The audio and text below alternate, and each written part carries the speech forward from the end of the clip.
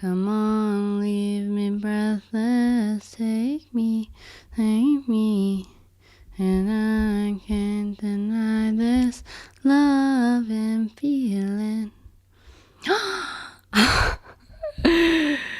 Okay. Good morning, everyone. I need to get up in here for Instagram. What's up? What's up? Okay. Oh my gosh, it's already been a big morning. If you've been on my social media, I've been posting up a storm ahead of time today, and I've gotten so much better at editing and getting to the point. Okay. Hi, everyone. Welcome to Class with Kate, where I take you to school on all things restoring relationships. Today, we have a caller, Marie, that we're going to get into. Before I get into it with her, I want to remind everyone to like, subscribe, follow, all that stuff so that you can get notified when I go live. Remember, I do this every Tuesday, Wednesday, and Thursday morning at 10:30 Central.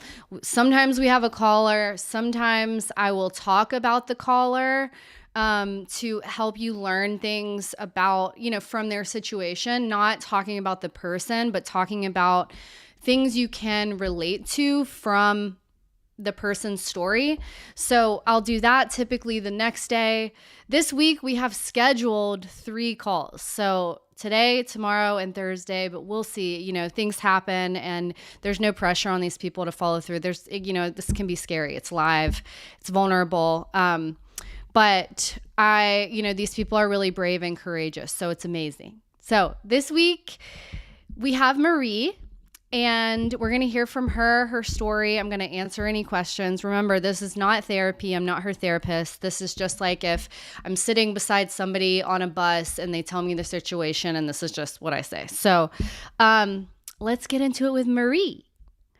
All right, here we go. Okay, let me do this. Get my headphones on, and we'll get into it. Okay.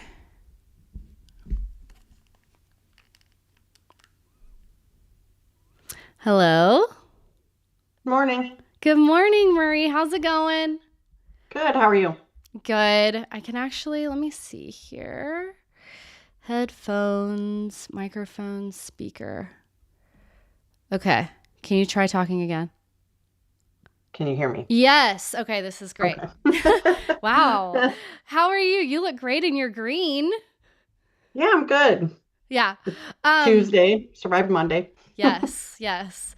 Well, I'm so excited to speak with you, and we can just jump right in. So Okay. tell me your situation, if you can, a summary. I know this can be kind of nerve-wracking, and when we feel nervous, we can over talk. And so Okay. welcome to how I created my platform, Yep. just by talking nervously sometimes. So anyway, if you could try to keep it, quick, and then we'll just jump right in and any questions you have. So tell me what's Okay. going on. Sounds good. Well, I kind of have a 2-part Okay. summary Okay. analogy. So I've been estranged from my mother Okay. for, long periods of time. Her and I have had, challenging relationship. She was 19 when she had me. She was addicted to drugs at a young age. So that meant there was a lot of neglect in the home. Sometimes we didn't even have, basic things like food. Mm, I was a 4-year-old when we moved away. We moved up to Minneapolis, and I was left to my own devices, like walking around inner city Minneapolis at 4 years old. I can't imagine that, as a child, but my father was absent, so there's that aspect. I kind of grew up as the parentified daughter, yeah. the scapegoat. My mother and her sisters, they have this dynamic. There's 5 of them total. They have a tendency to bring in their children and each other in their own drama. They talk about each other behind each other's back. It's not a safe space. So I've learned that.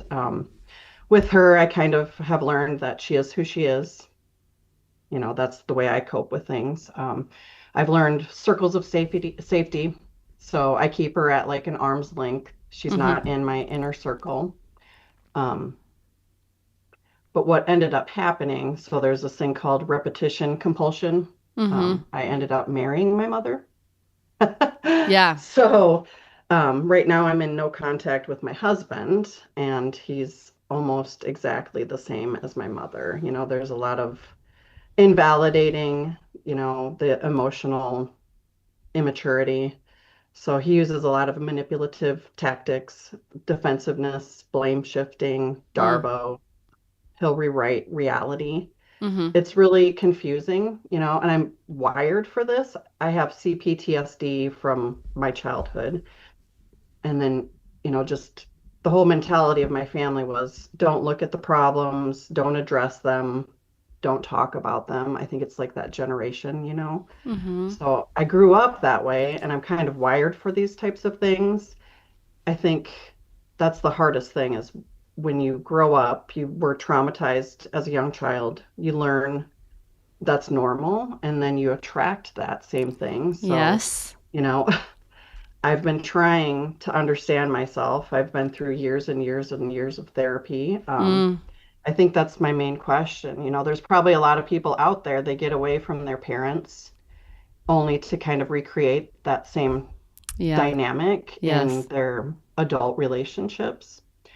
Um, so how do So you many. feel? I know they say like, you have to be healed to attract the right person. You need to be Mm. secure in your Mm. attachment. Yes. Yeah. So, and Yeah. knowing those boundaries and like it's so hard to stick to some of that stuff when you're like wired for that and you subconsciously are attracting that, you Totally. know? Yeah. Yeah. So you have done a lot of the work to identify these patterns. You've seen it in you've seen your mom and your husband. Now you guys are no contact. So now you're in we call it like a safety. You're in safety now where no one is actively hurting you. But now Yeah. you're saying the question is, okay, now I'm alone. How do I heal from all this attachment stuff? Yeah, it's the attachment, and even like I have with the CPTSD doing the work. I think that's the hard thing. People can recognize the how and the why I got to where I'm at, but Mm-hmm. it's the work and the healing and how do you get through that, and stop repeating the cycle. Right. Right. That's the tough That part. is the tough part. Right. No, you're so right. And so, well, let me first ask, what kind of therapy have you done? Mainly talk therapy? Have you done EMDR? Have you done any A little somatic bit. work? Yeah. A little bit of EMDR. I've been interested in somatic. I read the book about internal family systems. Oh, That's yeah. really amazing Mm-hmm. because I think when you're traumatized, you become these little pieces of yourself. So there's like these little children that are running around inside of you. And Yes. that's when you're triggered, that's who comes out when you're in your adult relationship, your little Right. inner child. And Mm-hmm. they're not emotionally mature either. So Right. I'm not saying I'm perfect and have done all the work but it's a thing where you kind of subconsciously are attracted to that person who has that ability to wound you like your parent, Mm-hmm. and you want to resolve those old wounds through that, Right. but you really can't, I don't think. Yeah. Well, so are you in a place with your husband? Are we talking about that relationship, or do you feel like he's not growing? He doesn't understand. So he's not going to be the one to have a different experience with? Well, he wants to do the work and he does the whole hoovering and love bombing, and it's really confusing. I think if I would name my inner child, it would be confused. Yeah. Right. So, Right. we don't live with each other at all. Mm-hmm. So he's not around. We have been no contact. He had a emotional blow up and, he works on the road. So I'm safe from him right now. And he wants to try to mend things and he's going through therapy. But I think, looking at the capacity and the capability of him, I don't know if he actually has it.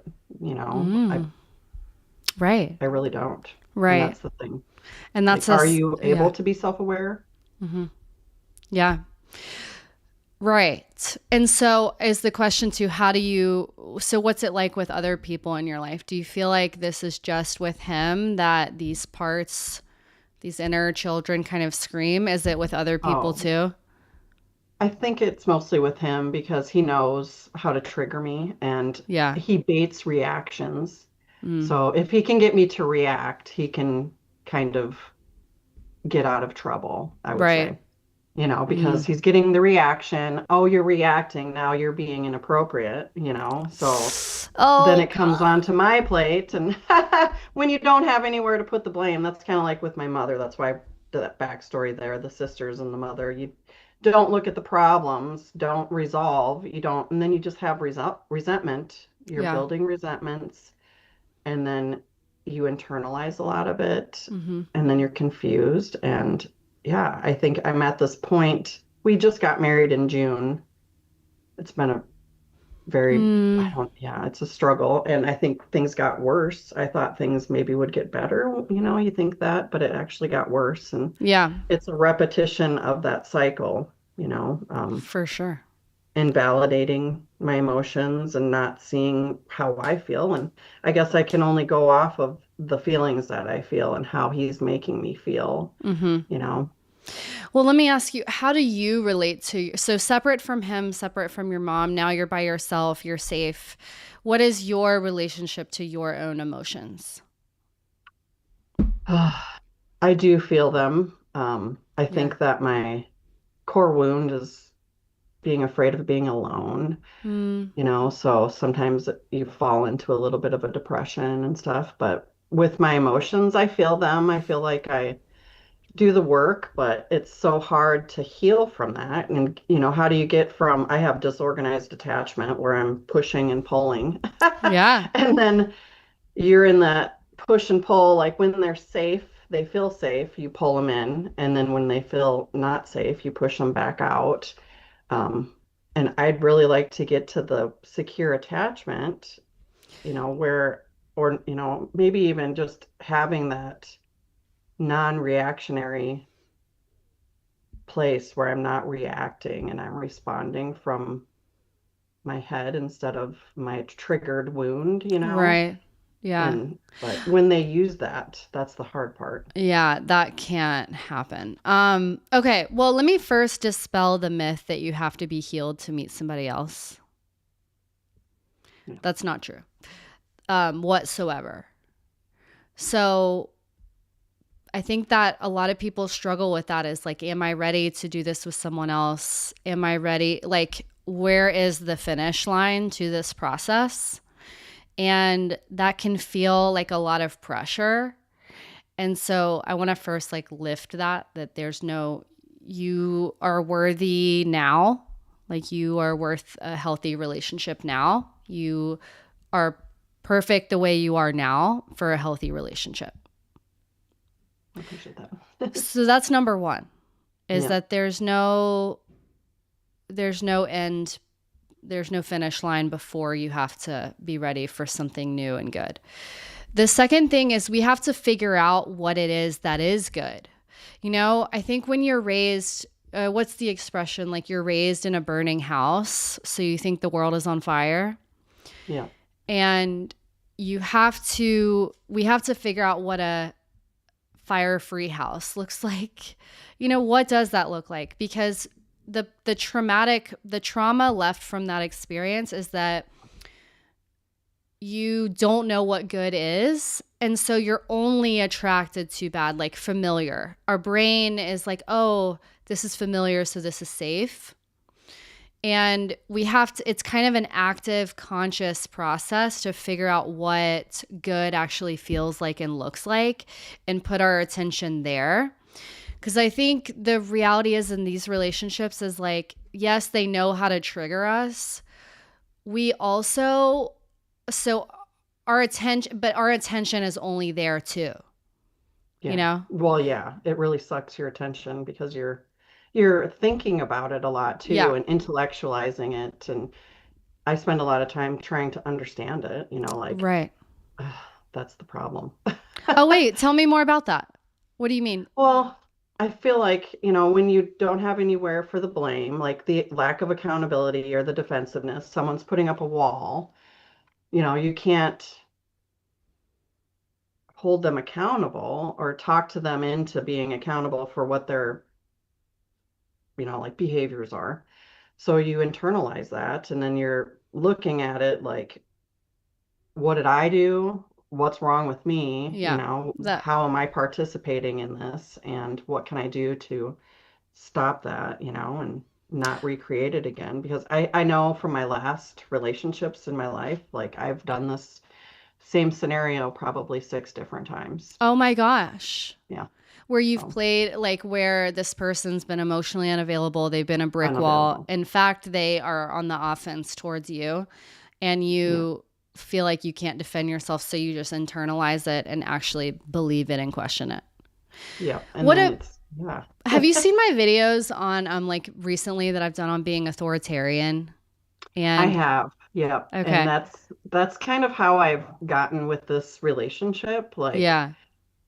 but it's also, then he says that I'm reacting, and it's like, well, I'm actually reacting because of your behavior. And at this point, it's unacceptable, Yeah. like I can't get through your walls. I can't make you accountable or whatever. So now I am almost, I would say, rageful, Do you you know. believe that that's what you're doing? So it sounds like he Darvo's you. He mischaracterizes everything you're doing. This is emotional abuse. Yeah. Are you aware of that? That's what Yeah, it I is. I see that. Yeah. And it's been a mind fuck, I will Yeah, say, seriously. like it's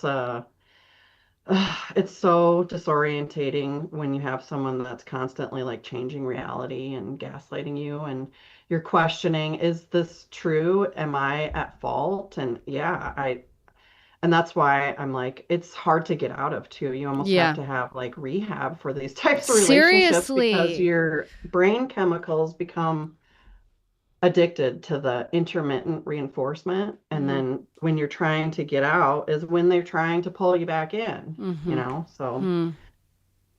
yeah, Wow. So your question is kind of bigger than this relationship. Like, how do I break this cycle? What is the role that I'm playing here? playing in it. Yeah. Well, And I think because, some of it is I'm allowing it. Yeah. oh, how so? I don't know. Unconsciously, I'm attracting it first off. And then, people lie and I would say peacock, men like peacock, and they are something that they're actually not for the first 90 days. And then they get you hooked. And then all of a sudden they change. And then you start seeing this different behavior and avoidant Hmm. behavior. Like I'm emotionally mature. I can't take on any, So, you know, yeah. yeah. So you recognize that at the beginning. Do you know what healthy looks like in a early on in a relationship? I don't think that's probably the thing. Yeah. Yeah. Well, right. Like we were saying, like we don't our brain is like, oh, I know this love bombing stuff, so let me stay in this, as Yeah. opposed to it being a conscious thing of like, that's actually not healthy at the beginning of a relationship. Do you have anybody in your life that you have a different experience with who is emotionally mature, who will bring you their problems without blaming you, who's open to your point of view, who you feel nurtured and cared for by? Is there Um, any experience you've I had like had that? my grandmother, she passed a couple Mm, years ago, so I was able to tell her everything. I felt like she was kind of like my best friend as well. My sister, she's 16 years younger than I am. mm-hmm. She's able to do that, but as far as like a romantic or Men. men, I never had a dad. I never had a Mm, right. brother, Right, right, so right. that dynamic of understanding Any like men. male coworker? Yeah. I do have a male boss, yeah, Is but what's he like? he's a nice guy, he's smart, outgoing, family man. So, Hmm. yeah. Well, okay, here's a question that's coming up because I hear you say I've heard you say this a couple times. Like I am unconsciously attracting it like this. Is there blame there? Am I hearing like blame of yourself here? I do blame myself. Yeah. I don't want to be with these people that, like I've learned with my mother how to keep her at that arm's length, but when it comes to someone that you become attached to them and then you don't realize until later that they're unsafe, Mm-hmm. and sometimes they don't show you that until you're too far down the Mm-hmm. rabbit hole and Mm-hmm. then you have to get out. And I think there's a weakness sometimes in staying, like Hmm. you reset instead of resolve, you reset into this, you accept the love bombing, you accept the hoovering, and you reset. And then it feels like an immediate relief. But in the long term, you're not actually resolving and it happens again. Hmm. And then you repeat the cycle and it's an emotional abuse, like you said. And it's really hard when you were trained that way your whole life. Yeah. And I don't want to be attracting someone like that unconsciously. And I feel like that's kind of what it is. I've learned attachment styles, I've read books Mm-hmm. but how do you heal yourself from something that you're like innately unconsciously doing to yourself? Well, I don't know, because what I'm seeing is you got married in June and it's February and you already got out. Yeah, That's I pretty am. remarkable rebounding, Yeah. bounce back. Like the fact, is this the shortest amount of time that it's, in your other, you said 6 times this has happened before. Were you in those longer than Well, this? I've been in mostly long, like 3 years, 4-year relationships where I've stayed too long, and I probably noticed in the first couple months like what was an issue and then not held them to that or whatever. And I think it's probably me having weak boundaries or just not knowing how to get out or just saying no Uh-huh. and that's enough and Yeah. getting the hell out, right? So what do you think, how do you think you were able to do that this time? Well, with the marriage, it actually got worse. Things got worse. It didn't get better, and it was more like he felt increasingly more entitled to Mm-hmm. me. Mm. Um, and that I'm probably hyper independent and this and that, and recognizing that it was almost a control tactic for him and getting me to marry him was Mm. his way to access me. Mm. I was like, I can't go through this. And when you're in an early phase of marriage, you can do an annulment. And because Yeah. there was like this coercive control, Mm-hmm. I am going through the annulment phase. Girl, you are doing it though. Yeah. Do you feel that? Does it just feel sad and do you feel ashamed that you're in this process rather than like, okay, this is actually a lot shorter than it's been before. I've gotten myself out. I'm still learning. Like, does any attention go there for yourself? A little bit. Yeah. And I'm almost 50, so I'm Mm, 48. And I think when you think about timelines and stuff like that, women always have those timelines in their head. Like, I'm going to have children, I'm going to be married. And this is the first time I was ever married and mm, told my family that I was married. And I think that's the thing too, like a little bit of feeling embarrassed about it, yeah. like, but I'm okay with that, I guess. They'll probably all have things to talk about. Is that how they are? I just don't want to ever go back to a relationship with someone like that that's emotionally invalidating and, Yeah. recognizing the signs and knowing that, this person is emotionally abusive and toxic and seeing it faster.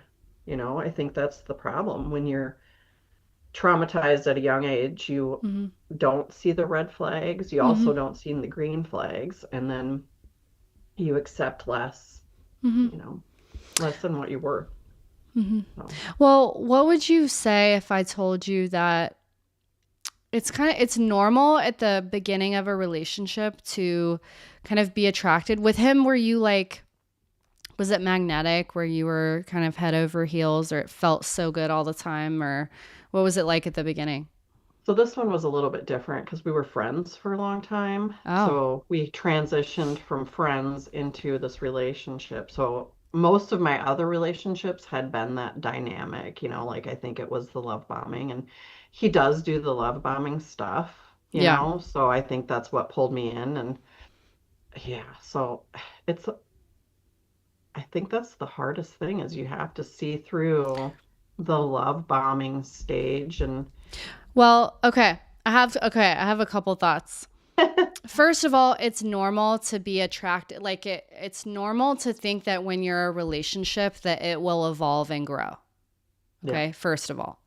So I've heard, women say like, "Oh, why do I keep attracting this?" I'm hearing you say that too. Like, I'm yeah, attracting this, I'm attracting this. But this sounds like more than attraction. This sounds, I mean, there's part of this that's normal. Like, okay, this stuff is happening in the beginning. I'm a little uncomfortable. I'm going to bring it up. And it's normal for them to receive it and grow and evolve from it. So that's kind of the part where it's like you don't have to be fully healed at the beginning. You just need to be open to somebody else and it's yeah, someone else's um, experience of you. So that's maybe like what to look for next is when you do share something that someone is open to it and they're like, oh my gosh, let me think about that. Like, oh my God, if you bring something to them, a normal response is, oh, like, I'm so sorry. Let's talk about it.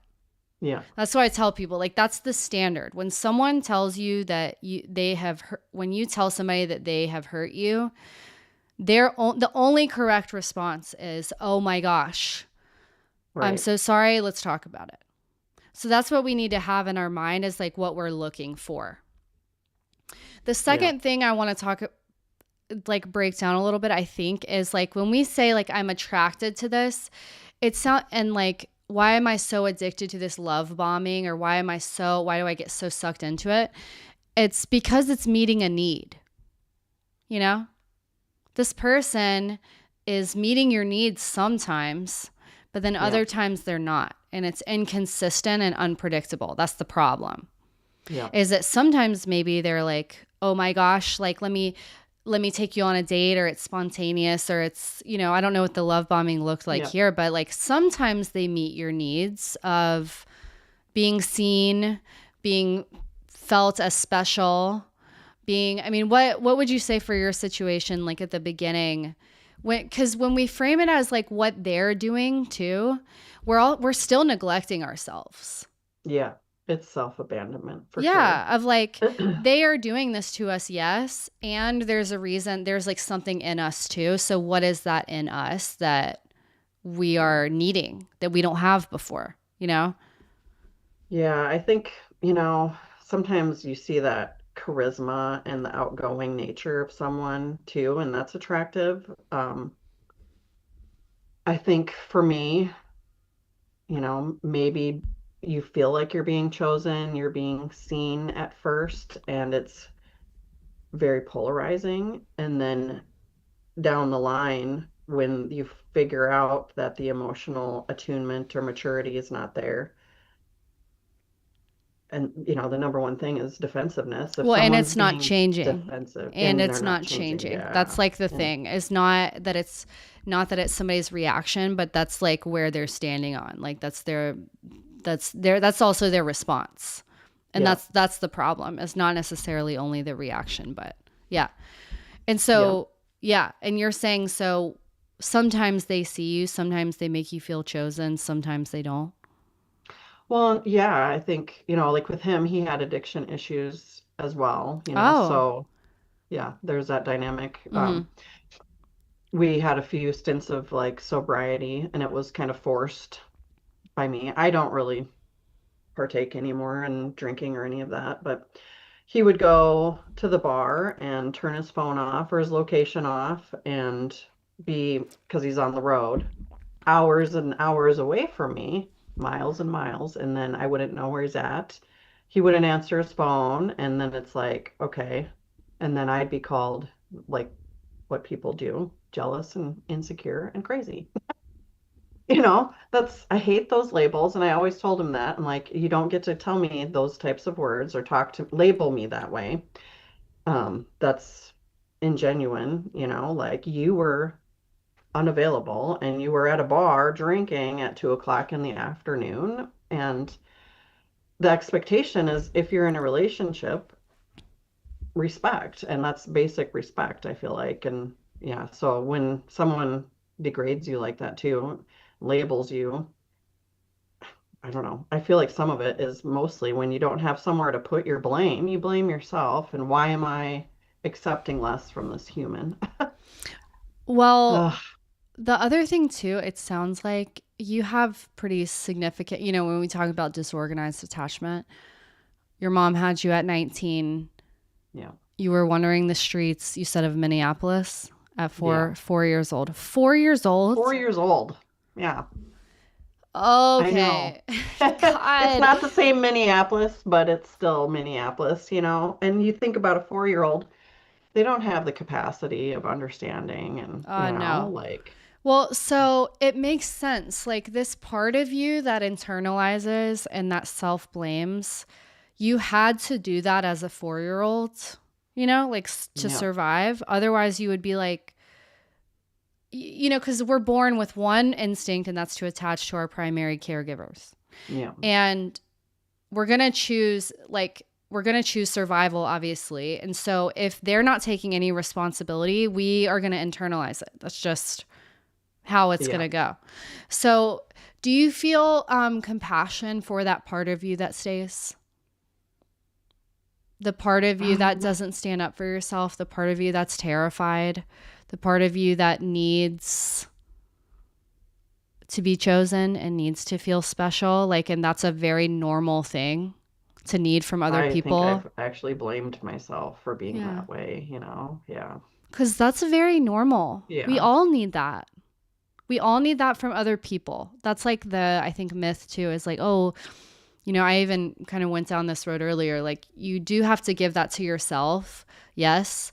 And it's normal to get that from other people and expect that. right. Yeah, So you're not wrong for wanting that in a romantic, intimate relationship. yeah, And I yeah, wonder if we can, you do IFS stuff that's internal, mm, like you said, we have all these inner children. Have yeah. you done any work around that one part? That one part that, No, I need to go into that more because I think that really with trauma, you have little phases that you get stuck at, and it's like the wiring in the brain.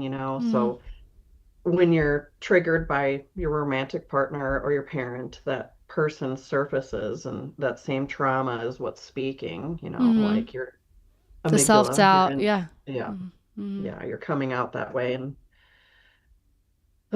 that's one thing that I get mad about is my reaction to things and I have the tendency to go to fight. Like, I'm Mhm. going to fight you and I'm going to tell you Love it. how you're making me feel Love it. Yeah, good. because you're not validating me, and I'm going to ramp up and tell you, you are invalidating, you're changing the way things happened, and that's not my reality. So it's really hard when you're dealing with someone that manipulates. Yeah. Oh my gosh, It I'm is. trying to let go, but when they try to hold on, it's like a little person, their inner child too is also there, but a little person holding onto your pant leg while you're trying to walk out the door, Mhm. and there's guilt in that too. Oh, guilt too. Yeah. Mm. Oh, perfect. All this Yeah. stuff. Well, Yeah, I got a so lot of stuff. no, it's just this is very, not uncommon, unfortunately, and it's all valid, and it sounds like you're very aware of it. The next level, I mean, and so this is a common thing people, go to therapy. They're like, I'm aware of everything. I know it all here. And so the next phase of it is relating to those parts with compassion and love. And like, it is a reparenting Yeah. process where that part of you that self doubts, that part of you that feels weak or that internalizes it, that's a really important part of you that needs love and understanding and support. Yeah. Because that's what you had to do when you were a kid. And so when it comes to like, how do I heal that now? Are there people in your life that like, if that happens with him and you leave the situation, you fight, and then you realize this is not like, he's not open, he's not changing. I'm getting to a place where I'm about to do something that I don't want to do. So let me take a break. How can I heal that? How can I process this? How can I, be loved right now? How can I actually get what I need right now? Because he's not giving it to me. Where can I get that? Can I give that to myself? Is there someone I can call? Like, how can I get that need met? Because, I hear you say, their behavior, like what he's doing. And I know we want a name for everything they're doing. And that's a really good thing, because that validates our reality. We still need to put energy into us then. So you've done the first part, which is like protect yourself, take space. Now you have safety. Now we need to fill it with compassion for ourselves. Like, man, that was so fucking hard. Like, fuck him. Oh, but now we're good now. Now let's put our attention to, like, you actually just left that situation. You wouldn't have done that before. And see your own growth. You know what I mean? Right. Yeah. How does that land on you? I don't want to ever get into it again. I mean, I've attracted the same type of thing, and it's avoidant, like these people that cannot attune to your emotions, and they're avoiding. I didn't know what supply was. So I looked up supply just, I think the other day, 2 days ago. And it's when someone else blames you for their stuff and they're getting supply from you by you managing all of their stuff. Like my mother, she blamed me for being the problem child and all of her issues. He gets to blame me for going to the bar and doing what he wants to do. And then, like he's getting that supply because he's putting everything on my plate. And I'm left eating it, like I don't want to eat your leftovers. Yeah. It's not enough. And I think that instead of the comfort of going back, that instant gratification type thing, is being stronger, sticking to your boundaries, and living in discomfort for a little while. And being more compassionate. Well, because that's how you're going to get through the discomfort. Otherwise, it's going to feel just too excruciating. Right. So we need that, because that's what you didn't get. It wasn't only the neglect of now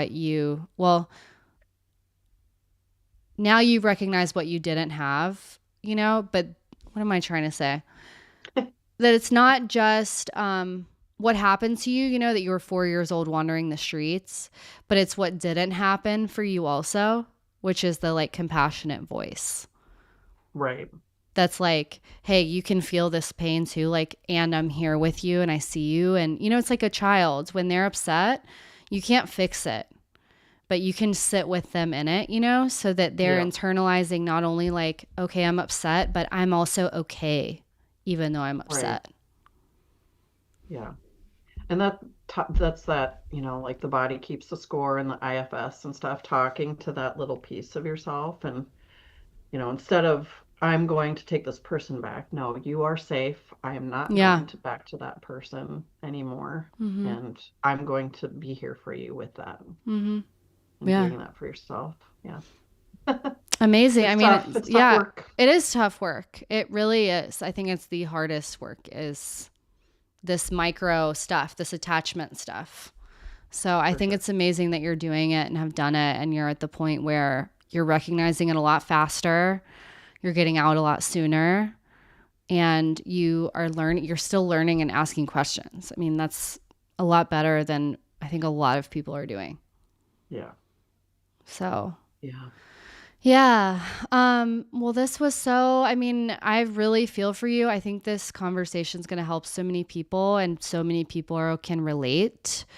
This is unfortunately just not uncommon. So I know. Yeah, I know. And that's why I was bringing it to you, because you're an open platform and you're doing such great work, and I love listening to you, and you're so smart in all that you're doing. So I really appreciate your voice. Thanks. I see that too in you. Yeah. Well, again, thanks for your time, and I hope you have a good, calm, compassionate rest of your day. Awesome. Thank you. Thanks. Bye. Take care, Kate. Oh, how many? I mean, that's, let's see here. Let me look at the chat. Oh, you might look into the burned haystack dating method. Cool. I may send this to her. I relate to Marie's story so much. I've realized the issue is the vetting process at the start, trying to figure out how to fine tune my vetting process. Yeah. Let's talk about, so tomorrow we'll kind of get more into Marie's story and what we can all take away. I'm going to really think about what is a list that we can look for, what is actually healthy at the beginning of a relationship. And yeah, again, what can we learn from this? So tomorrow I will start with that conversation, and I always get stuck there because in those moments I only want what he can't give. Oh, yeah, we're going to talk about all of this tomorrow. You guys, thank you so much for listening. Again, subscribe so that you get notified tomorrow. I'm going to be talking all about Marie and what we can learn. Ideally, giving you some tools to walk away with that feel helpful and actually constructive, like what can we actually look for? Because this isn't therapy, right? Like you've got your therapist to do the deeper emotional work, but I can at least try to give you some tools. So we'll do that tomorrow. Thanks everybody for listening. Thank you, Marie. What a badass. Geez. And I'll see